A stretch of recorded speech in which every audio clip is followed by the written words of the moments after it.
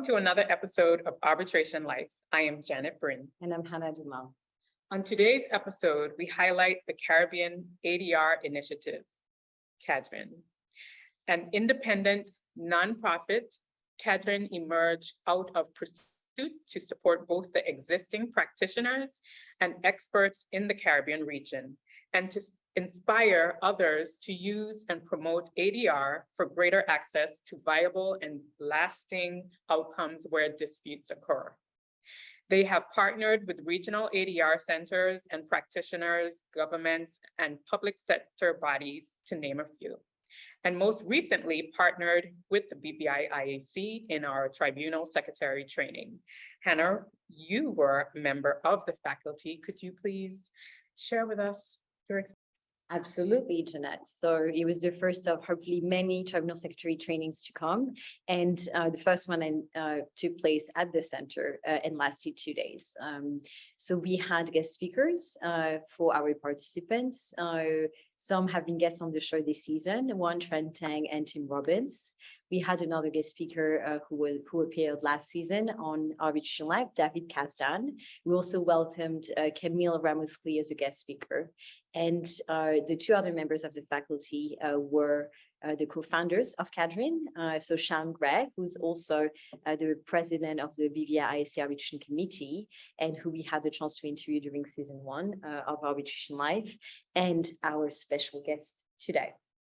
So our participants all worked in the legal industry within the Caribbean, and they've since all been certified as tribunal secretaries. We closed the training with a networking event, which gave our participants an opportunity to meet and talk with arbitration practitioners in the BVI. Thank you, Hana. So it's safe to say we are excited for the next tribunal secretary training. Our guest today is multifaceted with close to 20 years experience as an ADR expert. She was the founding director general for the Arbitration and Mediation Court of the Caribbean in Barbados, and is the co-founder of CADRIN. After working as a barrister, she worked at Cedar in London and then set up her own consultancy firm where she focuses on commercial ADR and mediation services. She also delivers professional training, and she works on developing initiatives for practitioners worldwide. Please welcome Baria Ahmed.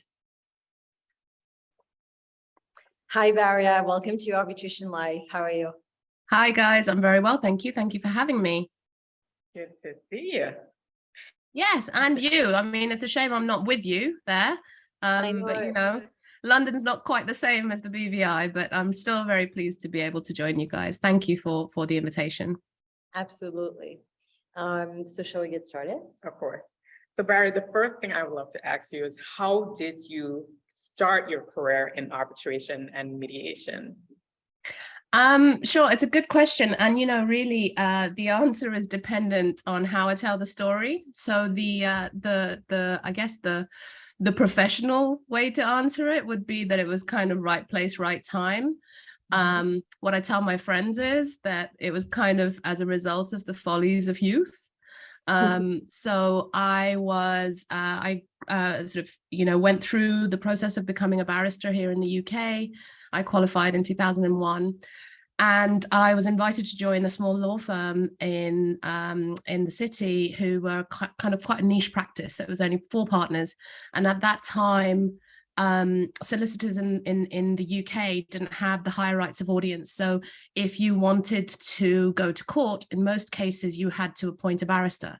But some small solicitors firms brought in advocates, young advocates like myself, to sort of have an in-house capacity to effectively take small cases to the courts. So that's what I was doing, and I was there for a couple of years, and I decided, actually, you know what, I want to go back to the bar. I want to go back into chambers. And I decided to take a little bit of time off, and didn't realize that actually time off at the age of 23, 24 in London costs you a lot more than you think it might cost you. And very soon I realized I did need to get a job quickly. So I was looking around, and a recruiter recommended that I think about CEDA, which is the Center for Effective Dispute Resolution. They're one of the largest mediation services provider in the world, and certainly were really taking off at that time.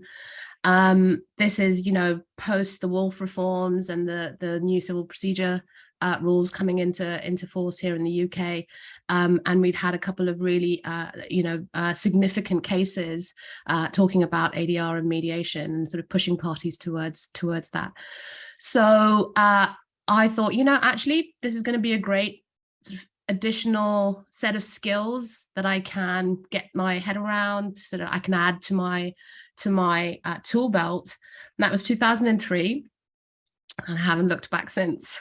So it kind of sort of happened quite organically, I think. I loved it. I fell absolutely in love with being able to help parties get to a resolution, as opposed to working with them to fight, in a conflict situation, in a dispute. And so I was at CEDA until 2010. They were very kind in allowing me to get myself accredited as an international mediator. I joined their panel in 2004. I was invited to become one of their members of lead faculty in 2007. So I was training other mediators all around the world.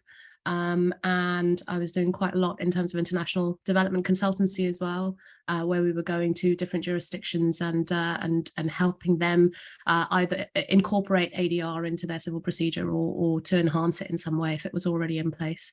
So it was a really exciting sort of start to this part of my career. There's a lot of opportunity. It was the right time, I think, for the growth of the sector. So I did definitely benefit from that. Lovely answer. I love that you said working to find a resolution, was it, versus working to fight. Yeah. Yeah, very interesting. Thank you. Yeah. No, very interesting. And thank you for giving us the professional and the friendly answers. Well, yeah, you got to mix of both. We know the truth. So now, Baria, what would you say makes an arbitrator a good one? And I would also like to ask you the same question for a mediator, since you have a lot of experience in mediation. Yeah, sure. I think, the key is that actually, certainly in my experience, many arbitrators are also mediators, and vice versa. So certainly there are a lot of transferable skills between the two roles, and the processes, even though the processes themselves are quite different. So for example, and this is a very sort of significant difference, I think, between the two processes, most commercial mediations take place over a day, perhaps two, whereas arbitrations can run over months, sometimes years, depending on the type of case, the number of parties, complexity, etc. And while some of the key considerations are the same, so for example, the need for the neutral, whether you're an arbitrator or a mediator, to be impartial, the need to ensure confidentiality, working to professional codes of conduct and ethics that are applicable, arbitrators are ultimately decision makers. And mediators are very much not. So what makes a good arbitrator? Well, experience, I think, not necessarily as an arbitrator, but certainly as an expert in a field of practice, which may be of interest to the parties in, a given case, or in cases you might arbitrate. So, for example, law, finance, construction, etc. And linked to this, they must be able to apply both the applicable rules, procedural laws, which allow the parties to present their case by offering them a due process, fairness, confidentiality, for example, but also, work with substantive laws and base a reasoned award on those laws and the contracts perhaps that the parties have between them. So I think these require quite advanced spoken, written language skills when you're drafting the awards, for example. And so I think arbitrators have to bring a significantly high level of professionalism, which in turn then affords them, a level of authority and gravitas in their position as decision makers. By contrast, mediation process is far more flexible. Both the mediator and the parties have a real opportunity to build a process which is effective for this set of parties in this case at this time. So it's not a one size fits all. We don't have very strict rules which are determining, what will happen. And what this allows mediators to do is to really work with the parties in assisting them in their own negotiations. So of course they have to be impartial in the same way as an arbitrator does. Of course they have to manage confidentiality very closely. And of course, if a decision or an agreement is reached by the parties, that does need to be formalized in some kind of an agreement that they can sign up to. But mediators can do all of this seemingly with a much more light touch, if that makes sense. So our focus is often very much on relationships so that we can build, at least initially, a really positive, safe, accessible working environment for everybody. We want to allow people the space to tell their stories. We want them to think about how and what information they might be willing to share with each other, which might be valuable, which perhaps they've been reserved about up until that point. So we build out this sort of safety which they can utilize for themselves at the right time and in a manner that suits them. And eventually that will lead to the exchanging of offers. Ultimately, the reality is there will be some kind of deadlock. So mediators will work through any significant barriers like that. So while a mediator doesn't need to be a subject matter expert, like an arbitrator might be, unless it's a very technical case, what we do, I think, specialize in is the psychology of conflict. Why people behave the way that they behave when they find themselves in a difficult situation, how this can really, really impact their then interactions with their counterparts. And then we aim to help them negotiate despite these escalations in the conflict. So, and I know some people may disagree with this, but I think what ultimately it comes down for me is that arbitration is more of a science and mediation is more of an art. And I think, this is beautifully said. I wasn't expecting that. I was the psychology and trying to think how people actually behave when they have a dispute. But wow. Yeah, and I'm not saying that there isn't art in arbitration or there isn't science in mediation, but I think if you were to lean them, that's how it would work, right? The arbitration process, because it relies so significantly on the way that the rules are applied, etc. I would say it sort of is that little bit more strict in what it allows the parties, the arbitrators, to do. Okay, thank you so much. You're welcome. Baria, what difficulties have you faced in your career and how did you overcome them? I think I like to challenge myself quite a lot. And I think the biggest challenge that I posed to myself was basically deciding to set up my own business at the age of 30, which didn't feel that alien, because you have to remember that in the UK, barristers are essentially self-employed, right? We might be affiliated to a set of chambers, but effectively you are your own boss and you work with others within your chambers, but you have your own income. Effectively, you are your own business. And so that the idea of that wasn't so alien, but it had been a while since I'd been in chambers, and certainly I hadn't gone back after sort of, my decision to move from the law firm. So it was a really big decision, I think, at the age of 30 to say, that's what I want to do, and to give up on the security of an income and actually quite a significant role. I was the head of dispute resolution services at that point at CEDA. So I'd kind of moved up the ranks quite a lot. And initially, obviously, there was a significant drop in the type of work that I was getting and income. You know, there was a lot of front ending of work to build a network, or to enhance my network even more, to profile and market myself to people as an independent. So I think it was a difficult period insofar as kind of getting my head around making all of that work.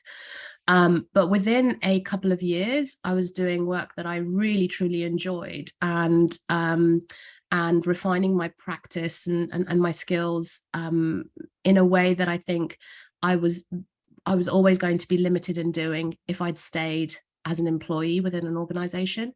So yeah, it wasn't necessarily a difficulty. I think it was a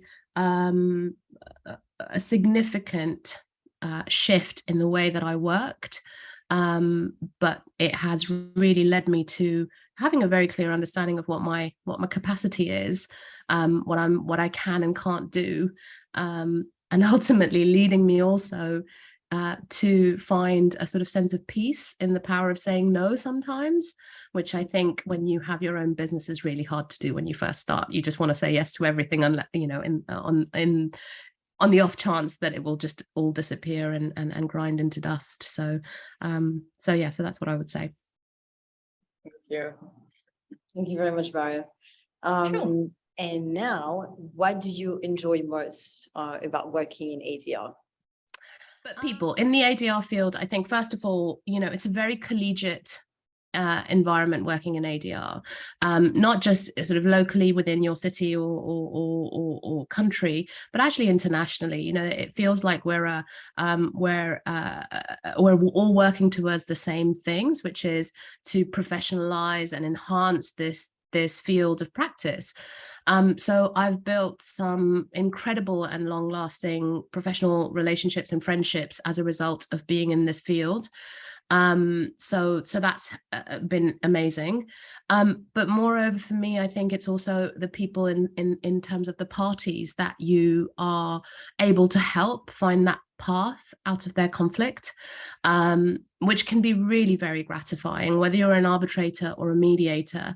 The fact that people have found themselves in this terrible situation where conflicts have escalated, and they cannot see a route, they cannot see a way out, and you can potentially help them just change their perspective a little bit, give them options as to processes, give them clear structures, and that can really sort of help them, I don't know, clear their view somewhat, and hopefully get to an outcome quicker and that they can live with.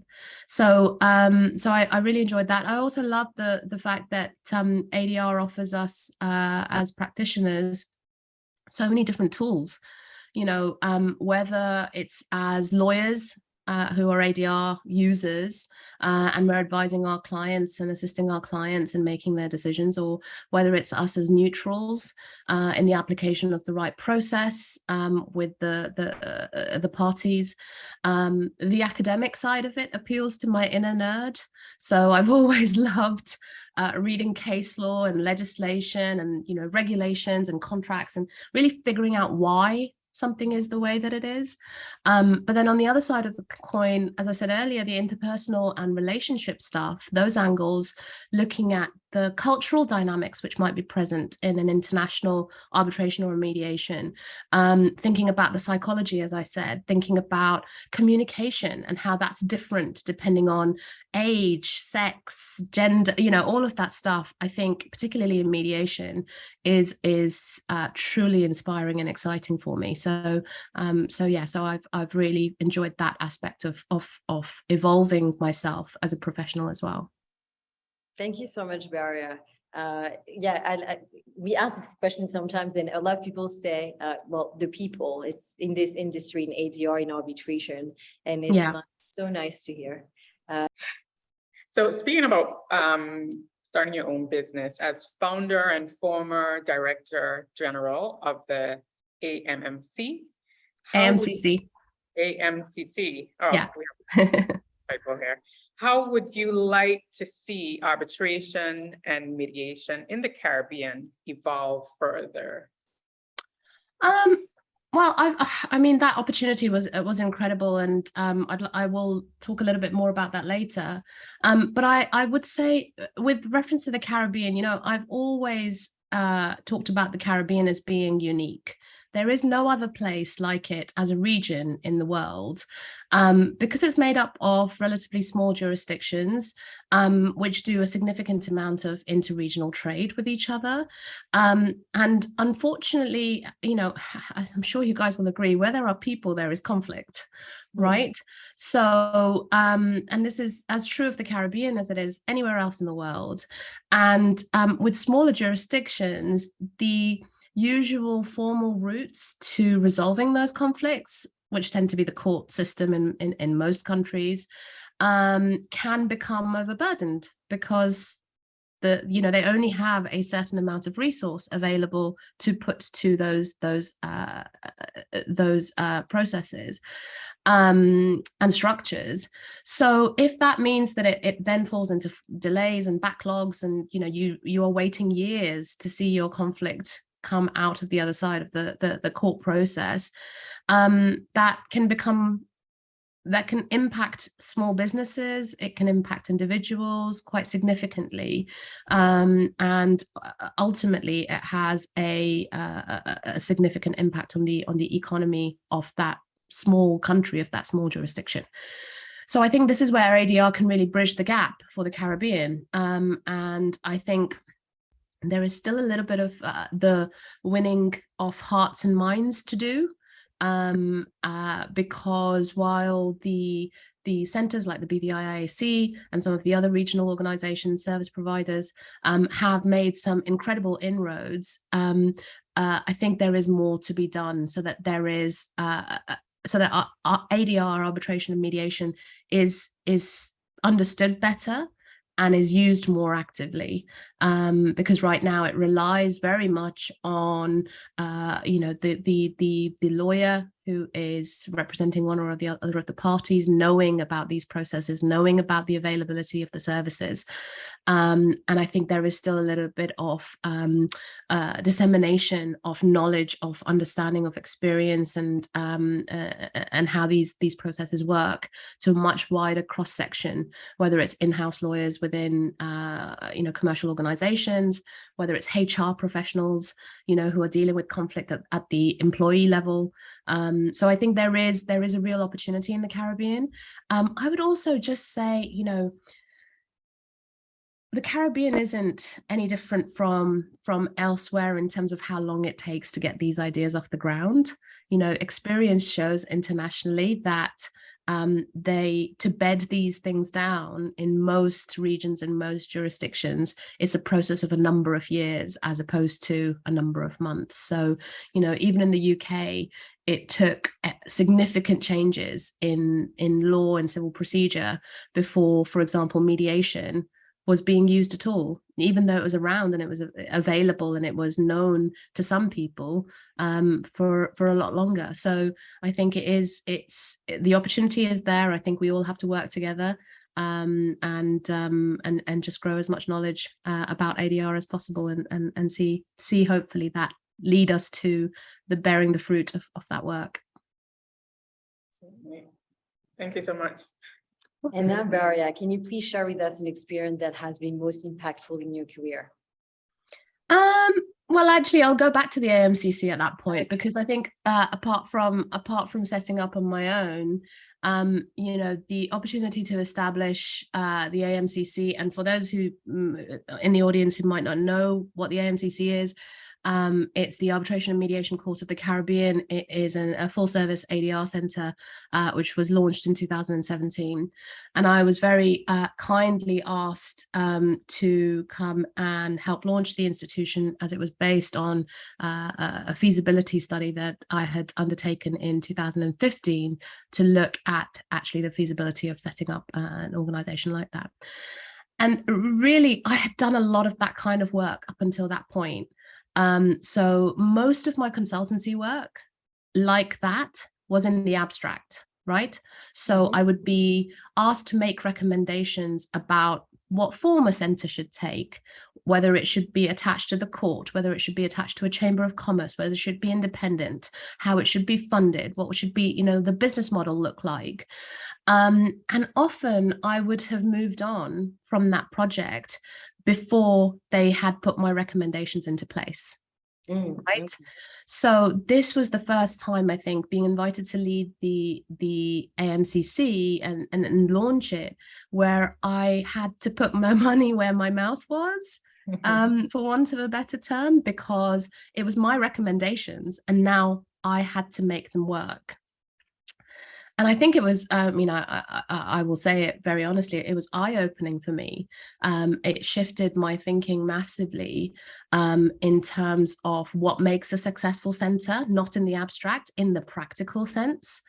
And Cadrin, in fact, which is the new organisation that I set up with my friend and colleague, Shan Greer, who is a regional arbitrator and mediator, was born out of that learning as one critical consideration, I think, for any centre is how to engage the widest possible audience. And unfortunately, most centres, when they start at least, have very limited resources. So Cadrin was therefore born to, or created to help support what these limited resources could do within the region. So I would kind of link those two together because I think they do tie in with each other as to my work in the region. Yeah, this is so inspiring. Thank you very much, Baria. Like your whole career, starting, then thinking about going back to chambers, then going and work at an institution and going up to the top, being the director of dispute resolution, up to setting up your firm and consultancy, up to setting up a center. It's wow. Yeah, but like I said at the beginning, it could be told, the story could be told as the follies of youth. I can't really say that anymore because I'm no longer that young, but yeah, yes, you are. Thank you. But yes, I mean, it's been, I like, as I said, I like challenges. I like taking risks. And I think we learn from those. Either it works and it's brilliant, or it doesn't. And even in that, there is a learning for you for the next time that you decide to do something similar. Absolutely. And I think we should say that we're very proud to work with Cadrin to develop those initiatives in the region, including the tribunal secretary training that we did together. Yeah. Because we at the BVIC, we really want to help educate more people in the region on arbitration matters and dispute resolution in general, if we can. Yeah, absolutely. And I think, having those relationships with yourself and with the other centres around the region is critical, actually, for us at Cadrin, because we're not a service provider. So we don't want to offer any services. What we want to offer is a better understanding so that there is a positive knock-on effect to the service providers. So we're working really for the benefit of obviously the wider community and their knowledge and understanding, but also for the benefit of our friends and partners with the institutions such as yourself. So Baria, speaking about all the inspirational and inspiring, I should say, great work that you've done throughout the years in your career, this might be a tough question. I'm going to ask it anyway. What are you most proud of and why? So I always go back to the feeling that I got when I settled my first case in a mediation. And I remember it so clearly because I was so nervous. There was a huge weight. Even though you're not a decision maker as a mediator, there's a huge weight that you put on yourself to make sure that, you give these parties the best possible chance of trying to get to a resolution. And so while I've been very lucky to have had, a long and successful career in ADR, and I hope it will continue in that vein, that first case and that first settlement still sit with me as a real sort of moment of achievement. I don't know what would have happened or how I would feel about it if it hadn't settled, mind you, but thankfully it did. But actually, honestly, ever since then, whether, as a mediator, certainly, whether, the cases settle or not, what I've realized is, building upon that first one, Mm. is that I know I can positively impact people in conflict. Even if they don't get to a settlement, I can help them narrow the issues. I can help them get a wider perspective. I can perhaps help them think of the situation they're in a way that hasn't been possible for them because they're stuck in this sort of in this wood from trees kind of situation where they can't see beyond. So so I think if I can say to myself that the work that I do helps individuals face quite difficult situations in their professional and personal lives, and really give them an opportunity to work through those situations, then I'm doing good work, and I can be proud of that. I love that answer. Thank you so much. Thank you so much, Baria. And now, what is the best advice that you have ever received? And then I will ask you to follow up, like to give us, and you have already been given some advices, but some advices for young lawyers who want to pursue a career in ADR. You know, I don't want to make light of this, but actually this is 100% true. Mm-hmm. The best advice I've ever received is always bring biscuits. And I'll tell you why. So when I first started, when I was first accredited as a mediator, I went out with what was then a very senior QC. She's since retired, but very senior QC and very, very well regarded mediator in London. And I went out as an observer, and mid-afternoon, she said, "Oh, Baria, I forgot to bring biscuits." And I thought, I don't really know what's going on. Have I missed something? And she said, "Would you mind running out to the shop and picking up just a packet of biscuits?" And I said, "Sure." And so off I went, and thinking this is just part of what you do. And I got a packet of biscuits and I brought it back. And I knew from what had happened was that what was happening on the discussions and the negotiations was that we'd gotten to a point of relative deadlock. They weren't making much movement. And the mediator needed to take what was quite a difficult message from one room to the other. But people had been in these meeting rooms all day, and yes, they'd had lunch, yes, but it's a long day and it's pretty intense. And there's long periods of waiting while the mediator's in the other room and stuff like that. And so she went with these biscuits on a small plate, and everybody's like, "Oh, wow, biscuits, thank you so much." And then she delivered the difficult message.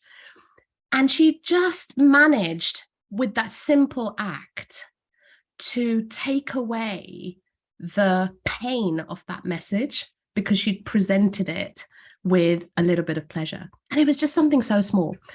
And so that's the best advice I ever got. Always bring biscuits. I know that sounds silly, but it was great. Well, no, great advice. Yeah. Well, I like to say we at the BVI-IAC, we always have biscuits. Well, there you go. There you go. But you see, if you're not there, then you can't rely on the venue providing the biscuits. You just have to make sure you carry some in your bag. And then what would I say to young lawyers wanting to start a career in ADR? I guess it depends, whether it's arbitration or mediation. If it's arbitration, then obviously there is significantly more study that you have to front end your career with. But both of them come down to experience, and both of them come down to, the more experience that you can get and exposure that you can get in these processes, the better you will find yourself, the more confident you will find yourself being an arbitrator or mediator. So finding opportunities for that experience and exposure in whatever form that's available to you, whether it's attending online events, whether it's going to conferences, if that's a possibility, whether it's finding, within your firm or your organization, somebody who is more senior and acting in these capacities as arbitrator and mediator and asking to be an observer, and really basically equipping yourself with as much knowledge as you possibly can get until you're at a point where people will see you as a viable option. And at that point, you use all of that experience and exposure and are able to use that to positively assist the parties and your profile, which will have a great impact from that. This is a great. So it's a long road. Yeah, we reach out, get mentorship, network. Yeah, absolutely, 100%. Thank you so much, Baria. All right. So Baria, allow me to paint the picture for you. Okay. You have a big arbitration hearing or mediation. Yeah. And you're getting ready to start your day. Yeah. What is your theme song that's going to make you knock out that hearing? So, you know what? That's not even a hard question. It's There Goes My Hero by the Foo Fighters. And if you don't know it, then I would say, please go and listen to it loud.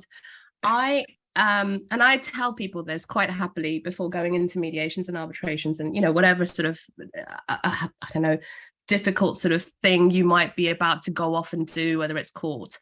Find something which is going to make you feel prepared. For some of us, it is listening to rock music, and I will, will not apologize for it. But for others, it might be a breathing exercise. It might be a run that morning. It might be just finding a way to center yourself. There was this great TED talk about power poses. Did you guys ever come across that? Yeah, I've heard. It was when you're like this, so you're exactly. Like this. The Superwoman pose. I like it. If that works for you, then do that. But yeah, my theme song would be "There Goes My Hero" by the Foo Fighters. And I would play it very loudly if I'm at home, or I would play it very loudly in my ears on my way to the mediation and arbitration. And it just puts me in a very good mood, and it makes me feel good. And yeah, feel ready to go. Excellent. Nice. I love it. Thank you so much. I love it. It wasn't hard either. It wasn't. So hopefully. Thank you so much, Baria. Thank you, guys. Thank you. Thank you, Baria, so much for joining us for this episode of Arbitration Life. And for more Arbitration Life, please be sure to hit the subscribe button and to follow us on LinkedIn, Twitter, Instagram, and Facebook at Arbitration Life.